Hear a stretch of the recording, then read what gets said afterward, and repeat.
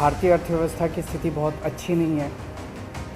भारतीय अर्थव्यवस्था काफ़ी नाजुक दौर से गुज़र रही है। ऐसा क्यों है कि आज भी भारत एक विकासशील देश है। 75 साल हो गए आज़ादी को, आज भी विकासशील देश, गरीब देश माना जाता है।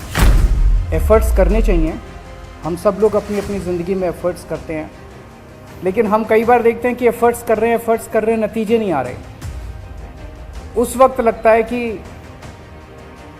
अगर देवी देवताओं का आशीर्वाद हो तो एफ़र्ट्स फलीभूत होने लगते हैं, एफ़र्ट्स के नतीजे आने लगते हैं। भारतीय करेंसी के ऊपर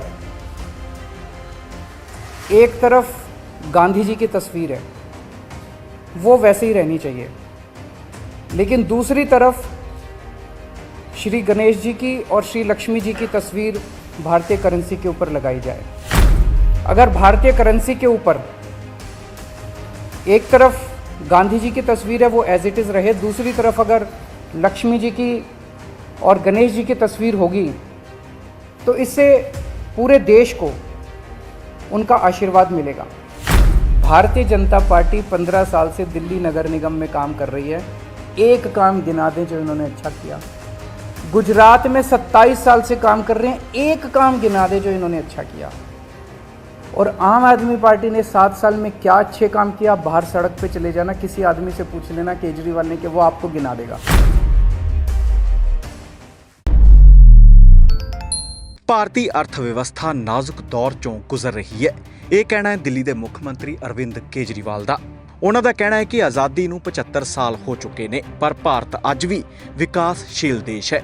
ਉਹਨਾਂ ਕੇਂਦਰ ਸਰਕਾਰ ਨੂੰ ਅਪੀਲ ਕੀਤੀ ਹੈ ਕਿ ਭਾਰਤੀ ਕਰੰਸੀ ਤੇ ਮਹਾਤਮਾ ਗਾਂਧੀ ਦੀ ਤਸਵੀਰ ਦੇ ਨਾਲ ਸ਼੍ਰੀ ਗਣੇਸ਼ ਅਤੇ ਸ਼੍ਰੀ ਲక్ష్ਮੀ ਦੀ ਤਸਵੀਰ ਵੀ ਲਗਾਈ ਜਾਵੇ, ਤਾਂ ਜੋ ਦੇਸ਼ ਦੀ ਤਰੱਕੀ ਦੇ ਲਈ ਹੋਰ ਯਤਨਾਂ ਦੇ ਨਾਲ-ਨਾਲ ਦੇਵੀ ਦੇਵਤਿਆਂ ਦਾ ਆਸ਼ੀਰਵਾਦ ਵੀ ਮਿਲ ਸਕੇ। देश की तरक्की के लिए होर यत्नां दे नाल-नाल देवी देवतियां दे आशीर्वाद की भी जरूरत है। आप सब लोगों को मेरा नमस्कार, सबको मेरा प्रणाम। हम सब लोग देख रहे हैं कि हमारी अर्थव्यवस्था, भारतीय अर्थव्यवस्था की स्थिति बहुत अच्छी नहीं है। भारतीय अर्थव्यवस्था काफ़ी नाजुक दौर से गुज़र रही है। हम सब लोग देख रहे हैं कि किस तरह से डॉलर के मुकाबले में रुपया दिन प्रतिदिन कमज़ोर होता जा रहा है, और इन सब चीज़ों की मार हमारे देश के एक आम आदमी को भुगतनी पड़ती है। ऐसा क्यों है कि आज भी भारत एक विकासशील देश है। 75 साल हो गए आज़ादी को, आज भी विकासशील देश, गरीब देश माना जाता है। हम सब चाहते हैं कि भारत विकसित देश बने, हम सब चाहते हैं कि भारत अमीर देश बने, और हम सब चाहते हैं कि हर भारतवासी, भारत का हर परिवार अमीर परिवार बने। इसके लिए बहुत सारे कदम उठाने की ज़रूरत है, बहुत सारे स्टेप्स लेने की, बहुत सारे एफ़र्ट्स करने की ज़रूरत है। हमें बड़ी संख्या में स्कूल खोलने हैं, हमें बड़ी संख्या में अस्पताल बनाने हैं, हमें बड़ी संख्या में बहुत बड़े स्तर के ऊपर बिजली का, सड़कों का, इंफ्रास्ट्रक्चर को तैयार करना है। लेकिन एफ़र्ट्स तभी फलीभूत होते हैं जब हमारे ऊपर देवी देवताओं का आशीर्वाद होता है। एफ़र्ट्स करने चाहिए, हम सब लोग अपनी अपनी ज़िंदगी में एफ़र्ट्स करते हैं, लेकिन हम कई बार देखते हैं कि एफ़र्ट्स कर रहे हैं, नतीजे नहीं आ रहे। उस वक्त लगता है कि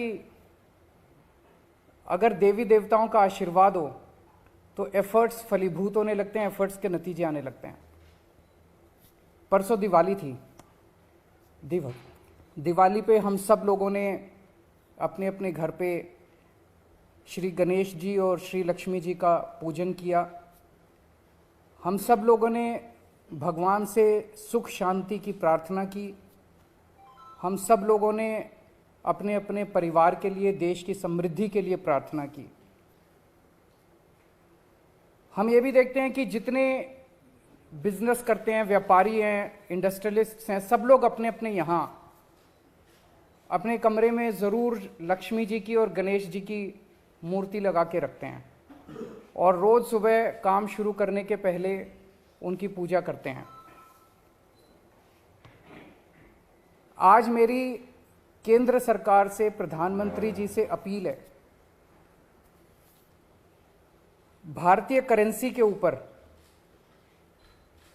एक तरफ गांधी जी की तस्वीर है, वो वैसे ही रहनी चाहिए, लेकिन दूसरी तरफ श्री गणेश जी की और श्री लक्ष्मी जी की तस्वीर भारतीय करेंसी के ऊपर लगाई जाए। जैसा मैंने कहा कि हमें अपनी अर्थव्यवस्था को सुधारने के लिए, भारत को आगे तरक्की देने के लिए बहुत सारे एफर्ट्स की ज़रूरत है, लेकिन उसके साथ साथ देवी देवताओं के आशीर्वाद की भी ज़रूरत है। अगर भारतीय करेंसी के ऊपर एक तरफ गांधी जी की तस्वीर है, वो एज इट इज़ रहे, दूसरी तरफ अगर लक्ष्मी जी की और गणेश जी की तस्वीर होगी, तो इससे पूरे देश को उनका आशीर्वाद मिलेगा। लक्ष्मी जी को समृद्धि की देवी माना गया है, गणेश जी जितने विघ्न होते हैं उनको हरने वाला, उनको देवता माना गया है, विघ्न दूर करने वाला देवता माना गया है। तो उन दोनों की तस्वीरें उसके ऊपर लगनी चाहिए।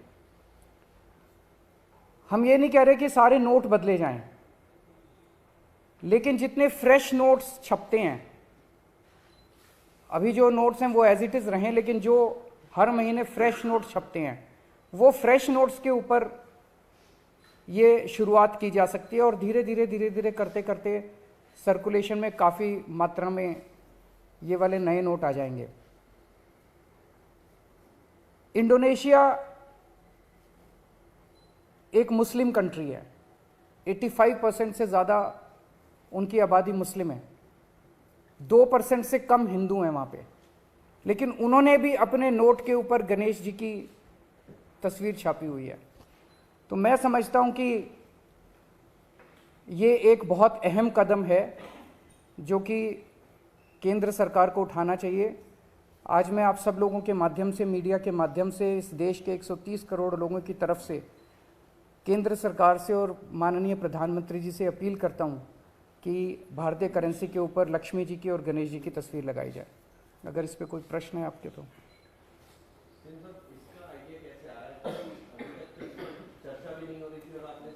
अभी परसों दिवाली का जब पूजन कर रहे थे तो उस वक्त मन के अंदर एक भाव आया, उस वक्त मन के अंदर एक ये बहुत स्ट्रांग भाव आया कि अगर भारतीय करेंसी के ऊपर अगर ऐसा हो, हम सब लोग पूजन करते हैं, सब लोग भाव से पूजन करते हैं, तो अगर भारतीय करेंसी के ऊपर भी ये हो, मैं ये नहीं कह रहा ये करने से मात्र से केवल अर्थव्यवस्था सुधरेगी, बहुत सारे एफर्ट्स करने की ज़रूरत है, लेकिन वो एफर्ट्स तब फलीभूत होते हैं जब देवी देवताओं का आशीर्वाद होता है।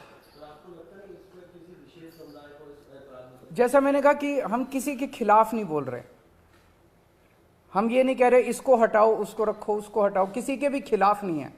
और जब इंडोनेशिया कर सकता है तो हम भी कर सकते हैं, इसमें किसी को आपत्ति होनी नहीं चाहिए।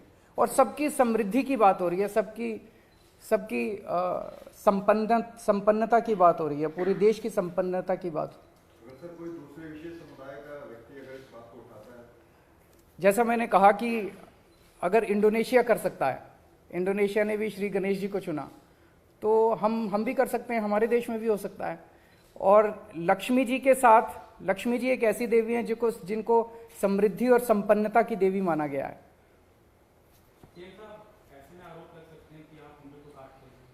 आरोप लगाने वाले तो 100 आरोप लगाएंगे, आरोप लगाने दीजिए, लेकिन मुझे लगता है कि आप किसी से भी बात कर लीजिए। मैंने पिछले कुछ दिनों में कई लोगों से बात की, सब लोगों को लगा कि ये बहुत अच्छा आइडिया और ये होना चाहिए। सर, एक तरफ आपकी अपील है प्रधानमंत्री नरेंद्र मोदी से, क्या कोई प्रस्ताव उन्होंने भेजी किस तरीके से? मैं कल परसों में उनको एक चिट्ठी लिखूंगा, कल या परसों, और उस चिट्ठी के माध्यम से भी मैं उनसे अपील करूंगा। सर, दिल्ली में नगर निगम के चुनाव भी अब कभी भी घोषित हो सकते हैं, इसको लेकर पार्टी क्या तैयारी है? हम पूरी तरह से तैयार हैं और इन लोगों ने जितने भी एफर्ट्स किए चुनाव टालने के, गलत तरीके से इन्होंने डिलिमिटेशन किया, बता रहे हैं इस तरह से कर दिया कि बीजेपी का एरिया एक साथ कर दिया, दूसरे वोट एक साथ कर दिया, जो मर्जी कर लेंगे, लेकिन दिल्ली की जनता इनको नकारने वाली है। गुजरात में इलेक्शन अनाउंस होने वाले हैं, माना जा रहा है कि साथ ही में होंगे, ऐसे लग रहा है कि अटेंशन डाइवर्ट ना हो जाए आम आदमी पार्टी पे, रिस्क लग रहा है। ये लोग बहुत सारी कोशिशें करेंगे, जो भी असुरी शक्तियां होती हैं वो सच को दबाने के लिए, ईमानदारी को दबाने के लिए पूरी कोशिश करती हैं।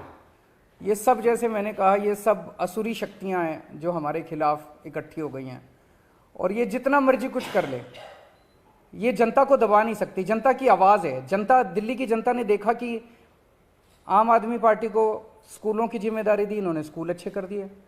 आम आदमी पार्टी को अस्पतालों की जिम्मेदारी दी, इन्होंने अस्पताल अच्छे कर दिए। तो अब दिल्ली की जनता कह रही है एक बार इनको सफाई की भी जिम्मेदारी देंगे हम। तो जनता मन बना चुकी है, ये जो मर्जी कर ले, जनता की इच्छा को नहीं दबा सकते, सच को नहीं दबा सकते, ईमानदारी को नहीं दबा सकते। आप लगातार डेटा शेयर कर रहे हैं प्रदूषण को लेकर, किस तरह से स्थिति आप देख रहे हैं, आगे क्या प्लान? दिल्ली के लोगों ने पिछले कुछ सालों में प्रदूषण के ऊपर काफ़ी काम किया है, काफ़ी मेहनत की है। उसकी वजह से प्रदूषण में गिरावट आई है, ये अच्छी बात है। प्रदूषण बढ़ा नहीं है। अक्सर देखा गया कि जैसे जैसे विकास होता है वैसे वैसे प्रदूषण बढ़ता जाता है, ज़्यादा व्हीकल्स आते हैं सड़क पे और प्रदूषण बढ़ता है। लेकिन दिल्ली में प्रदूषण बढ़ने की बजाय कम होने लगा है। ये दिखाता है कि हमारे एफर्ट्स सही दिशा में हैं। उन एफर्ट्स में और तेज़ी करने की ज़रूरत है।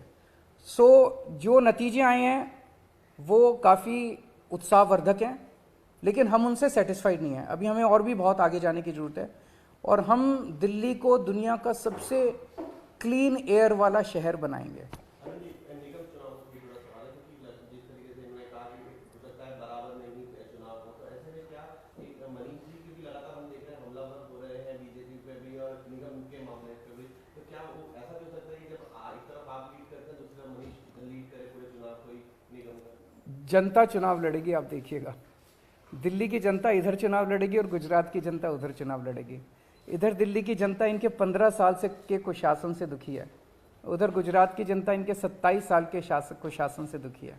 अगर मैं आपसे पूछूं, आप इनसे पूछ लीजिएगा, ये भी पीसी करते हैं रोज, कि 15 साल के शासन में बीजेपी ने एमसीडी में एक काम करा हो इन्होंने, मैं चैलेंज करता हूं आज, एक अच्छा काम गिना दें कि हमने 15 साल में ये एक अच्छा काम करा है। एक काम। भारतीय जनता पार्टी 15 साल से दिल्ली नगर निगम में काम कर रही है, एक काम गिना दें जो इन्होंने अच्छा किया। गुजरात में 27 साल से काम कर रहे हैं, एक काम गिना दें जो इन्होंने अच्छा किया। और आम आदमी पार्टी ने 7 साल में क्या अच्छे काम किया, बाहर सड़क पे चले जाना, किसी आदमी से पूछ लेना केजरीवाल ने, कि वो आपको गिना देगा। ਹੁਣ ਦੇਖਣਾ ਹੋਵੇਗਾ ਕਿ ਕੇਂਦਰ ਸਰਕਾਰ ਦਿੱਲੀ ਦੇ ਮੁੱਖ ਮੰਤਰੀ ਅਰਵਿੰਦ ਕੇਜਰੀਵਾਲ ਦੇ ਇਸ ਬਿਆਨ ਤੇ ਕੀ ਪ੍ਰਤੀਕਰਮ ਦਿੰਦੀ ਹੈ।